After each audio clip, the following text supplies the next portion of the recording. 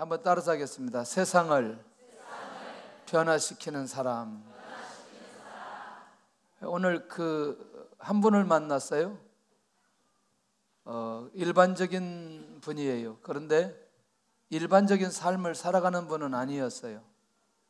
미혼모들을 섬기고 미혼모들을 훈련시키고 미혼모들과 함께 사시는 분이었어요. 그런데 저는 이분을 소개받을 때 굉장히 나이가 있을 줄 알았어요. 야, 이게 단추를 채우려니까 이게 배가 나왔는지 이렇게 자꾸 뻑뻑하네 이게. 그래서 궁금했어요. 그래서 딱 봤는데 너무나 젊은 거예요. 30살. 그것도 남자. 몇 년 사역이었냐면 10년 사역을 했어요. 그런데 굉장히 놀라운 일이 벌어지는 거죠. 그 안에서 훈련받은 사람들은 두 종류가 나온대요. 하나는 사회복지사가 되든 하나는 선교사가 되든. 그리고 조금 있다 보니까 또 소년원에서 나온 사람들이 또 오기 시작했어요. 소년원에서 오는 사람들이 훈련받더니 갑자기 선교를 시작했어요. 그리고 얼마 전에는 자기들이 돈을 모아가지고 굉장히 먼 나라예요.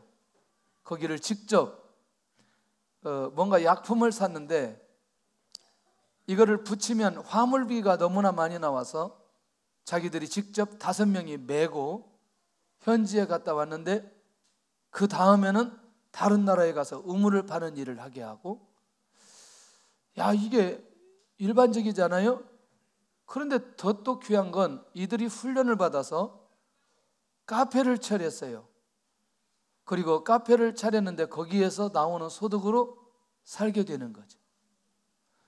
하나가 연결이 되면 갈 곳이 없기 때문에 원룸을 얻어주면 주소지가 있으면 정부에서 지원이 나온다는 거예요. 일정한 지원이 나오는데 카페에 가서 내가 수입이 되면 지원을 안 받게 되어진다는 거죠.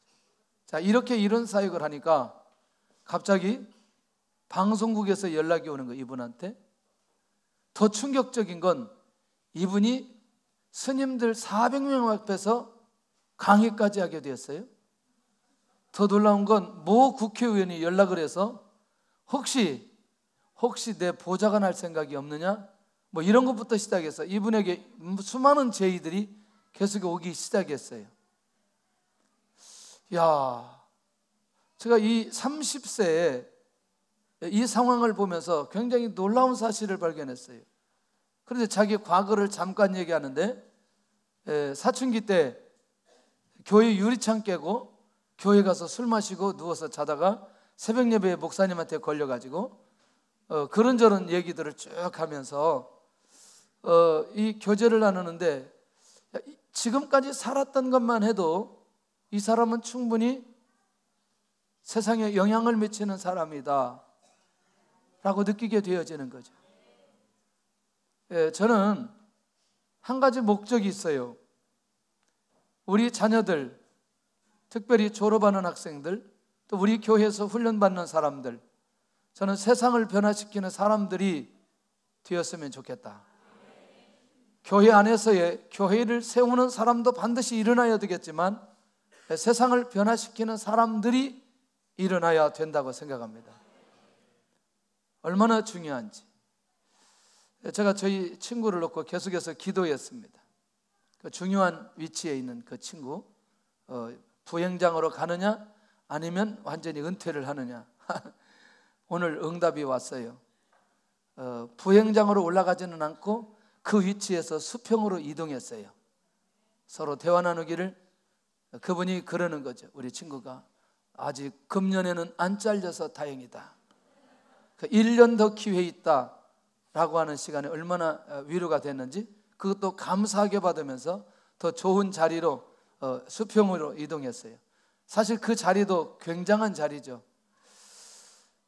제가 이렇게 기도했어요. 하나님, 이 친구는 그래도 신앙생활을 바르게 하려고 애를 썼던 친구입니다.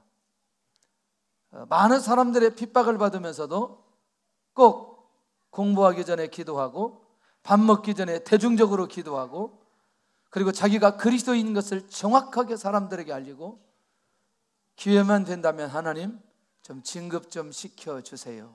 제 개인적으로 그렇게 기도했어요. 어떤 성공이 목적이 아니고 하나님의 사람이 어떻게 주어진 곳에서 영향을 미쳐야 되는지. 할렐루야. 이렇게 아이가 울 때는 엄마는 가슴이 찢어집니다. 이 소리가 어디까지 들릴 것인가? 앞에까지 들리고 있어요. 그런 면에서 세상을 변화시키는 사람 할 때에 우리는 빼놓을 수 없는 사람은 다니엘이라고 생각합니다. 할렐루야. 그러면 세상을 변화시키는 사람 첫째는 자기의 거룩함을 지키는 사람이다. 자기 몸에, 자기 삶에 거룩함을 지키는 사람은 반드시 세상을 변화시키는 사람으로 하나님께서 사용하신다. 첫째가 뭐냐면 거룩함을 지키기 위해서 뜻을 정하여 음식을 절제하는 사람이었습니다. 그 음식은 다른 음식이 아니고 우상 제물을 거절할 줄 아는 사람이었다. 그러니 얼마만큼 그 안에 우상에 대해서 민감하게 그가 생각했으면 우상의 제물까지도 내가 먹지 않겠다고 절제할 수 있는지. 그것은 절제가 목적이 아니고 내가 하나님의 백성이고 내가 하나님의 자녀라고 하는 이 거룩함을 지키기 위한 결정적인 비밀이, 그 마음이 그 안에 있는 것을 보게 됩니다.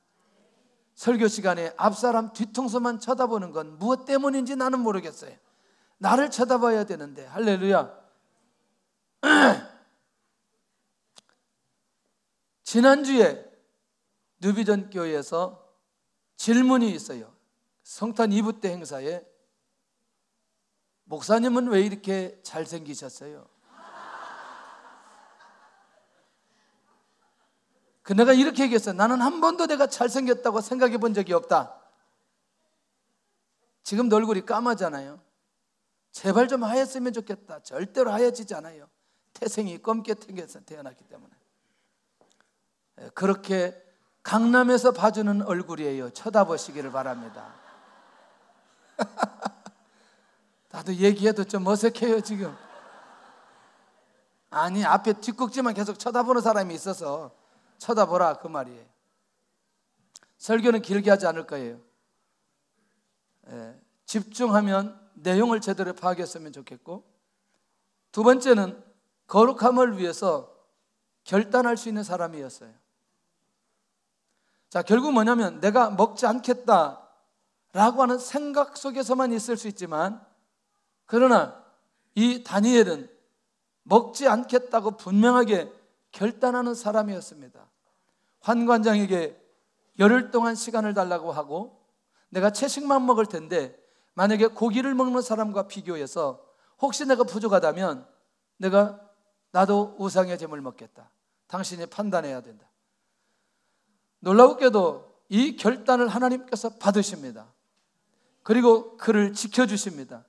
그리고 환관장이 보기에 이 친구는 고기를 먹지 않아도 될 수 있다고 판단하게 만들어버립니다. 왜? 하나님 앞에서 자기의 거룩함을 지키기 위한 결단이었기 때문에 하나님께서 이 모습을 받으시고 역사해 주신다는 겁니다. 우리는 우리의 거룩함을 지키기 위해서 결국 이런 결단을 우리의 삶 속에 수많은 시간 속에 해야 될 때가 있는 것을 보게 됩니다. 그런데 다니엘이 그렇게 수없이 결단한 건 아닙니다. 한 번 이렇게 결단하고 나니 누가 이 부분에 대해서는 다니엘서 인생 전체에 다니엘을 건드린 사람이 없다는 거죠. 무엇 가지고만큼은, 우상의 재물 가지고만큼은 다니엘을 건든 사람이 없어요. 예를 들어서 나중에 6장에 가서 나오겠지만 혹시 기도하는 것 때문에 건들기는 하지만 이 부분에 대해서는 건들지 않는다. 왜? 그가 어떤 사람인지 사람들이 알고 있기 때문에 그렇다는 것이죠. 세 번째, 그러니까 이 거룩함을 위한 결단으로 무엇을 받았느냐? 은사를 받은 사람이라는 거예요. 그러니까 그대로 놔두지 않는다는 거죠. 왜냐하면 그 거룩함의 리더십이 나타나야 되는데, 그 거룩함의 리더십은 하나님께서 특별히 은사를 주심으로 하나님께서 그를 보호하시고 그를 나타내 주신다는 거죠. 그게 뭐냐면 지혜와 모든 환상과 꿈을 깨닫게 하는 은사를 하나님으로부터 다니엘이 받게 되어집니다. 세상을 변화시키는 사람은 거룩함을 지키는 사람이고, 거룩함을 지키려고 결단을 하면 그 리더십이 나와지도록 하나님께서 많은 사람들이 그를 인정할 수밖에 없는 그런 은사들을 허락해 주신다. 할렐루야. 이런 사람은 언젠가는 세상을 변화시킬 만한 그런 사람으로 하나님께서 사용하시고 그대로 하나님께서 축복하시는 것을 보게 되더라는 거죠. 아멘. 그러면서 결국 핵심은 포로의 삶에서 왕궁을 변화시킬 사람으로 하나님께서 다니엘을 준비시켜 놓으셨다. 그러면 왕궁을 변화시킨다면 바벨론 전체를 변화시킬 수 있는 그런 상황 아니겠어요? 예. 그러면서 어떻게 하든 세상을 변화시키는 그 일에 하나님 앞에 쓰임 받으려면 결국 거룩함으로 자기 자신을 지켜야 된다. 두 번째는 다니엘에게 하나님께서 은사를 주셨어요. 모든 학문과 지혜를 깨닫게 하는 것이고 환상과 꿈을 해석하는 그런 은사를 주셨습니다. 자, 그러면 우리가 잘 아는 대로 다니엘서 2장을 가서 보면 느부갓네살이 꿈을 꿨는데 이 꿈을 술객들 박사들이 아무도 해석을 못합니다. 그리고 결국에는 누구까지 죽게 되냐면 다니엘과 친구들도 죽게 되어집니다. 이 은사는 사람을 죽음에서 살리기 위해서 주신 은사였던 것을 보게 됩니다. 이게 다니엘서 2장의 비밀입니다. 그런데 이 은사가 나타나야 되는데 이 은사를 어떻게 나타내야 되느냐? 아리옥에게 그렇게 얘기하죠. 죄송하지만 왜 그렇게 급하냐? 사람 죽일 일이 그렇게 어려운 일이 아니다. 쉬운 일인데 일단 시간을 좀 달라. 그리고 내가 하나님께 기도하고 내가 반드시 왕의 꿈이 무엇인지 알아오겠다. 기도의 시간을 요청하고 하나님 앞에 다니엘이 기도합니다. 하늘의 하나님, 모든 지혜를 열어주셔서 오늘 느부갓네살 왕이 꾸었던 그 꿈을 저에게도 보여주시고 해석하여 주시옵소서. 이미 하나님께서는 다니엘에게 그것을 깨닫게 해주시는 은사를 거룩함을 유지하려고 결단할 때에 이미 다니엘에게 주셨다는 거죠. 그러면 이 상황은 누구를 나타내기 위해서? 다니엘을 나타내기 위한 하나님의 계획이라는 거죠. 꼭 기억하시기를 바랍니다. 하나님 앞에 거룩함을 유지하고 영적으로 준비된 사람은 어떤 위험한 상황이 나에게 환경에 공동체에 다가왔을 때에 조금도 주저하지 말고 하나님 앞에 기도하시기를 바랍니다. 하나님, 이 문제가 나를 통해서 해결되게 하여 주옵소서. 하나님, 나에게 은사 주시지 않았나요? 하나님, 그 은사를 오늘 이 상황 속에서 반드시 드러내요. 활용하게 하여 주시옵소서. 커피 볶는 걸 뭐라고 얘기해요? 로스팅. 미안해, 로스팅 몰라가지고 너무나 세게 얘기해. 로스팅 막 이렇게 하는데 자기 아버지가 그거 한다고 얼마나 세게 얘기해. 미혼모 자매 중에 이탈리아 커피를 하는데 이탈리아 커피 그 만드는 거기 로스팅에서 한 자매가 1등을 해버린 거예요. 그 안에서. 와, 게임 끝난 거예요. 이해되시죠? 무슨 말인지. 저는 그것도 누가 하셨다? 하나님이 하셨다. 할렐루야. 광저우에서 처음으로 한국 탁구가 중국을 이길 때 그때 양영자 사모님이 뭐라고 얘기하냐면 그때 왜 그렇게 그 나발을 썼는지 모르겠다. 근데 혹시 앞면하고 뒷면하고 다른 거 아세요? 나발 다른 거. 지금은 많이 쓰지만 그때는 굉장히 생소했다는 거죠. 그런데 다른 이면으로 딱 올리면 저쪽에서 못 치는 거예요. 그럼 여기는 이미 무엇을 가지고, 이런 사람들은 무엇을 가지고 하느냐? 자기가 가지고 있는 가장 잘하는 것을 통해서 하나님을 나타내게 하신다는 거죠. 여러분들 놀랍게도 근데 그것은 무엇을 통해서 나타나느냐? 기도를 통해서 나타나게 하신다는 거죠. 기도의 자리에서 하나님의 은사가 임하고, 그리고 그 은사를 어떻게 활용할 것인지를 누가 응답하시느냐? 하나님이 응답하신다는 거예요. 왕이 꿈을 꾼 큰 신상에 대한 환상과 해석을 하게 하는 다니엘의 모습을 발견할 수 있다는 거예요. 그리고 왕 앞에 뭐 하죠? 해석을 하게 합니다. 쭉 알려줍니다. 그걸 다 하기는 시간이 없으니 이거를요, 매일 역성 한 300일째 다니엘서 전체 강의를 하면서 아주 세밀하게 했습니다. 아마 혹시 유튜브에 들어가서 다니엘서 딱 치면 1장에서부터 12장까지 시리즈로 쭉 있습니다. 그런 면에서 이제 하나님께서 내려주시는 은사를 마음껏 사용하는 사람인데, 은사를 사용하도록 누가 기회를 주신다?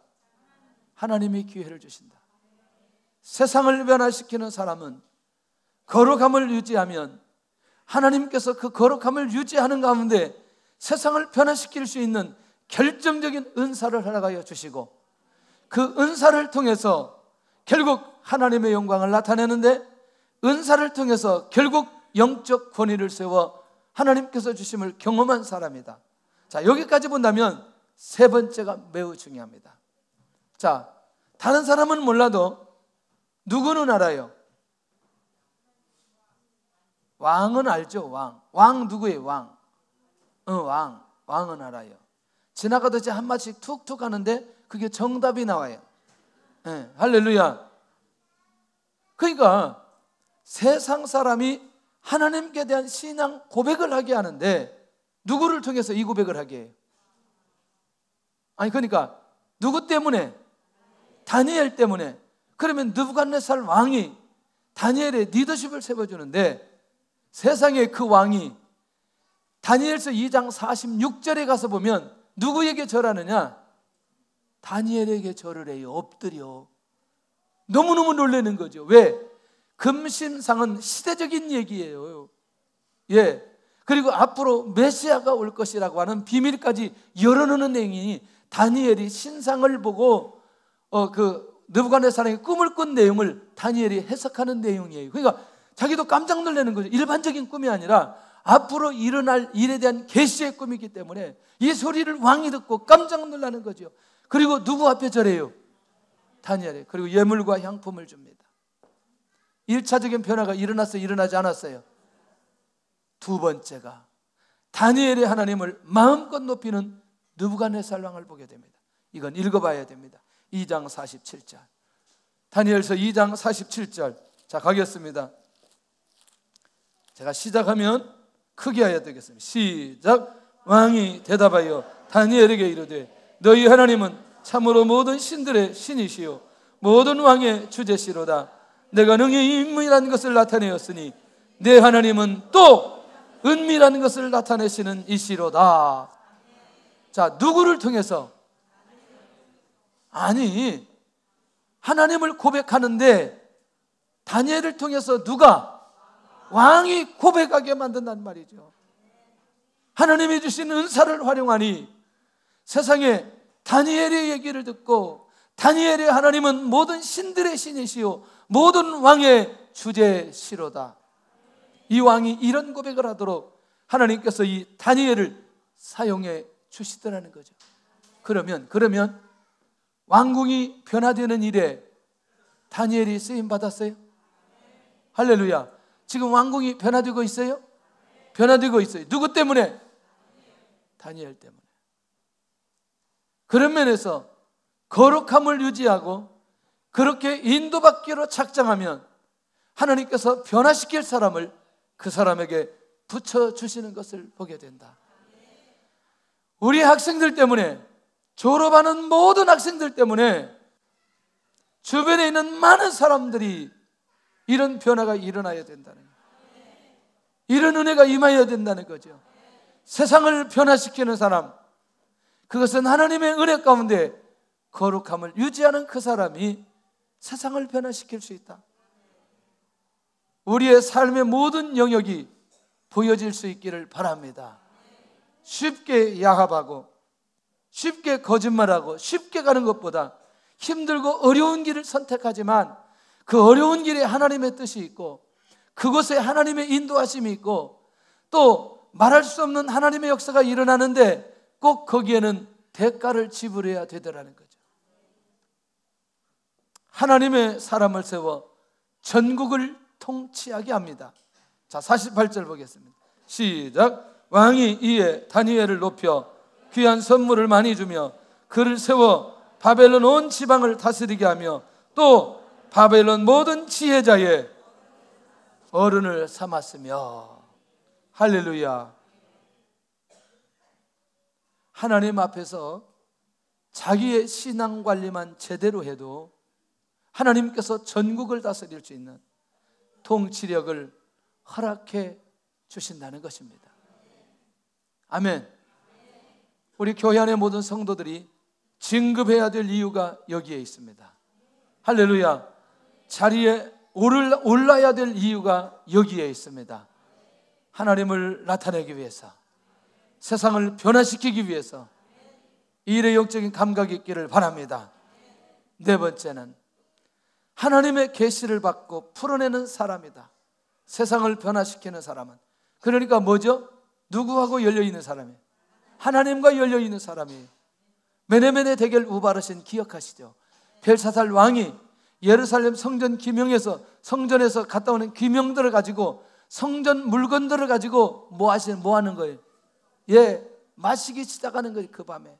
와, 벽에 쓴 글씨를, 이 글씨를 보고 왕이 어떻게 되느냐? 5장 6절에 보니까 얼굴빛이 변하고 그 생각이 번민하게 되는 거지.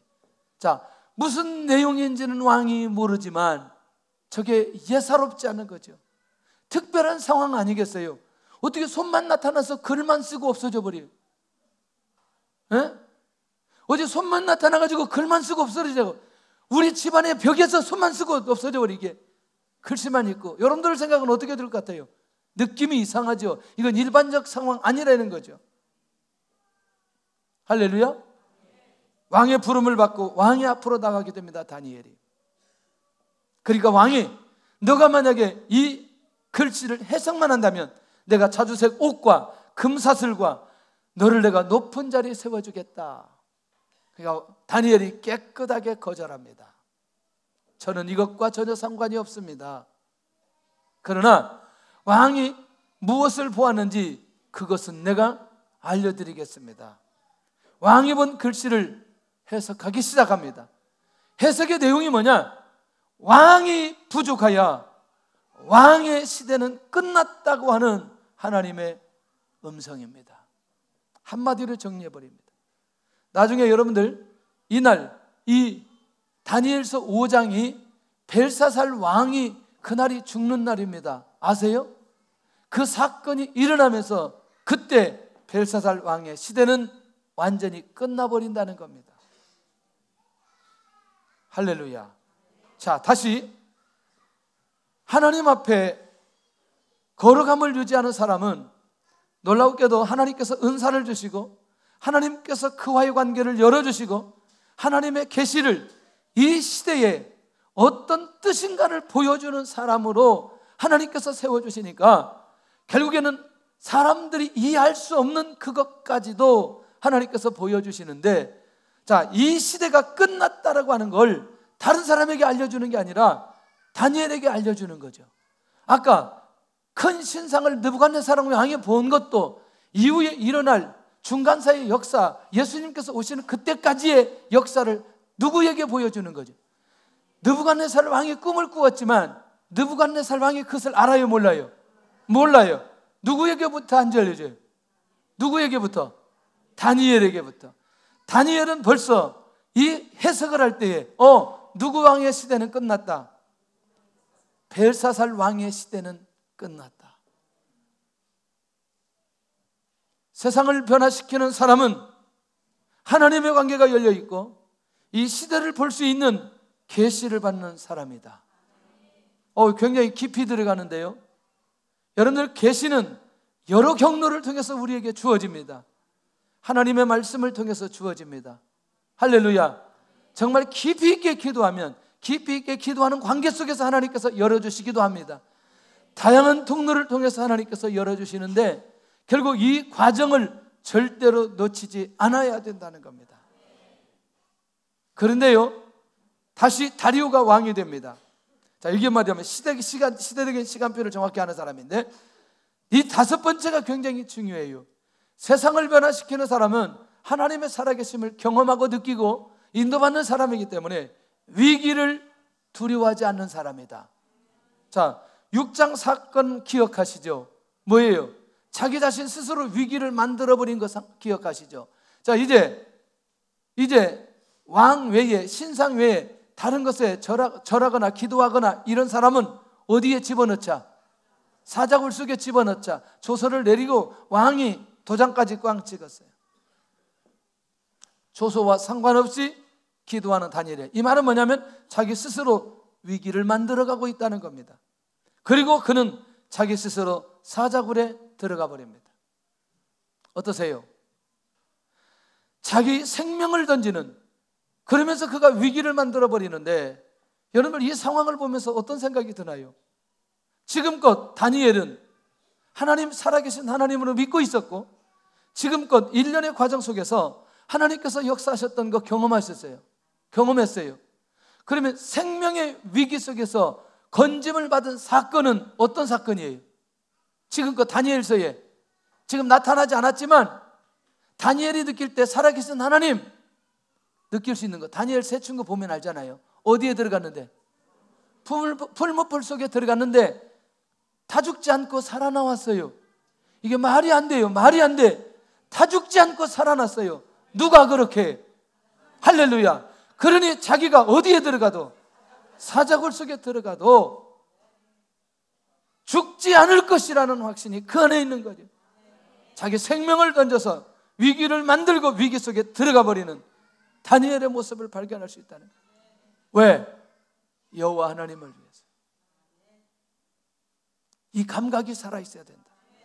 위기를 두려워하지 않는 사람은 세상을 변화시킬 수 있는 힘이, 그 리더십이 그 안에 있다는 사실을 기억해야 된다는 거죠. 다니엘의 생명을 조금도 건들지 못한 사자. 재밌어요? 재미없어요? 아니, 이 상황이 재밌잖아요. 다니엘을 못 먹어야 되는데, 배고파 죽겠는데. 다니엘을 고발한 사람들은 나중에 그 사자굴 속에 집어넣었을 때 어떻게 돼요? 들어가자마자 바로 잡아먹죠. 이거 뭐냐면 누가 막으셨느냐? 하나님이 막으셨어요. 희한하죠. 먹을 수가 없어. 먹을 입이 안 벌려져. 왜? 이런 믿음이 다니엘에게 있는 거죠. 그러면 다니엘 자신의 생명을 지키게 한 게 아니란 말이죠. 예, 이 나라에서 다시 새로운 왕이 되는데 왕이 누구를 만나야 되느냐? 하나님을 만나야 되는 거예요. 그럼 누구를 통해서 만나야 되느냐? 나를 통해서 하나님 만나야 되는 거예요. 자, 왕을 변화시킨 사람으로 세움을 받겠는데 바로 그것이 오늘 본문이라는 거예요. 누구의 고백이에요? 다리오 왕의 고백이었다는 거죠. 자, 그걸 보고 마무리 정리하겠습니다. 이제 자, 6장 가겠습니다. 6장을 다 읽지 말고 자, 26절부터 보겠습니다. 시작. 내가 이제 조서를 내리노라. 내 나라 관할 아래에 있는 사람들은 다 다니엘의 하나님 앞에서 떨며 두려워할지니 그는 살아계시는 하나님이시요 영원히 변하지 않으실 이시며 그의 나라는 멸망하지 아니할 것이요 그의 권세는 무궁할 것이며 그는 구원도 하시며 건전하기도 하시며 하늘에서든지 땅에서든지 이적과 기사를 행하시는 이로써 다니엘을 구원하여 사자의 입에서 벗어나게 하셨음이라 하였더라. 다니엘이 한 번도 6장에 그렇게 하나님 얘기를, 하나님 그렇게 고백하세요 이런 얘기하지 않았어요. 하나님이 내 생명을 지켰습니다. 고백은 누가 하고 있어요? 다니엘이 고백해야 될 내용을 누가 고백하고 있어요? 왕이 고백하고 있어요. 다니엘의 모습을 보며 저 사람이 변화가 일어난 거예요. 누가 변화가 일어났어요? 왕의 변화가 일어났어요. 위기를 두려워하지 않는 사람은, 가장 강력한 리더십을 가진 사람을 변화시키는 은혜를 허락해 주신다. 이 사람이 어떤 사람이냐? 세상을 변화시키는 사람이라는 거예요. 우리가 살다 보면 어려운 위기를 많이 경험할 수 있습니다. 그때마다 여호와의 이름을 나타낼 수 있기를 바랍니다. 오늘 우리 모두 우리의 자녀들이 세상을 변화시키는 그런 사람이 되었으면 좋겠다. 마지막은 기도의 사람으로 계시의 응답을 받은 사람은 다니엘인데 7장에서부터 12장까지 세일의 기도를 통해서 7장부터는 갑자기 하나님께서 다니엘을 열어버려요. 미래에 대한 계시를 확 열어가지고 12장까지 끌고 갑니다. 자, 예수님의 초림, 예수님의 재림까지 한꺼번에 열어주신다는 거죠. 하나님 앞에 열려진 사람들에게, 세상을 변화시키는 사람에게 이런 비밀을 열어주시는 것을 보게 된다는 거죠.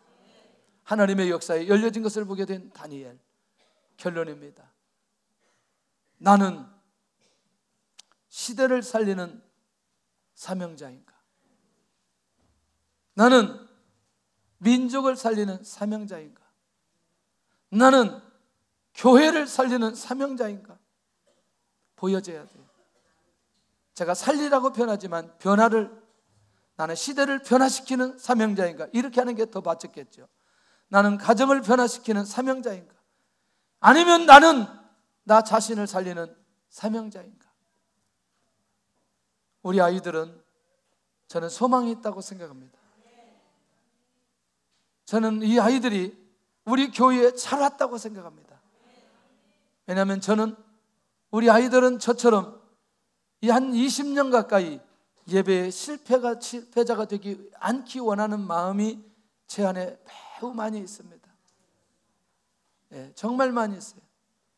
그런데 아까 그 선교사님도 벌써 이 아이들을 위해서, 미혼모가 낳은 아이들을 놓고 학교를 세우려고 벌써 건물을 놓고 진행하고 있더라고요.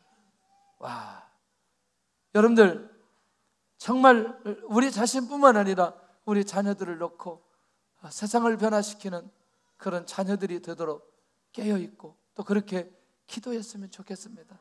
그렇게 사용해 주실 줄로 믿습니다.